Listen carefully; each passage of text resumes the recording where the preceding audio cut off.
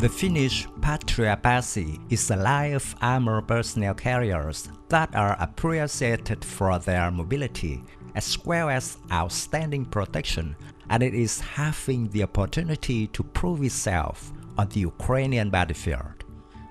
Finland reportedly donated an unknown number of XA-180s to Ukraine as part of a military and humanitarian aid package following the escalation of the ongoing Russo-Ukrainian war.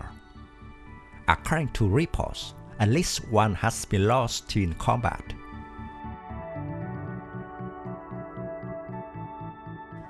The Patria Pasi, also known as the Sisu XA-180, is a six-wheel armored personnel carrier manufactured in Finland. During the period from 1984 to 2003, about 1,300 units were produced. It was designed to easy operation, simpler structure, and low maintenance cost. Sisu XA-180 armored personnel carriers were first seen in units of armed forces of Ukraine in September.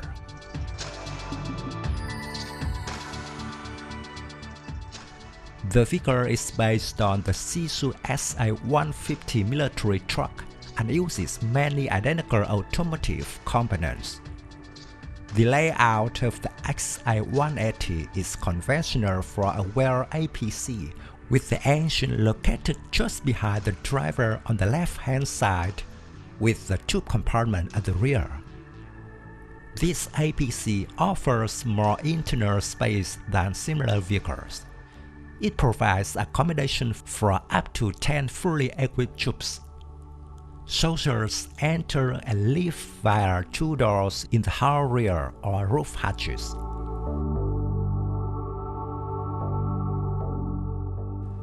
The hull provides protection against the firing of small arms and artillery shell splinters.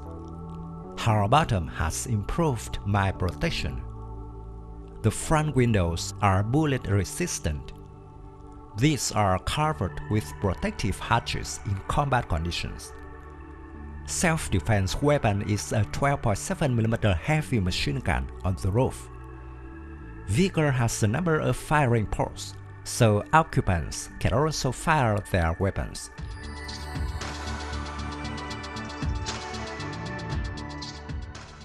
The vehicle has continuous six-wheel drive and good capabilities for off-road driving. It can take inclines up to a maximum of 60 degrees. The Sisu XA-180 is powered by a Finland 611 diesel engine, developing 236 horsepower.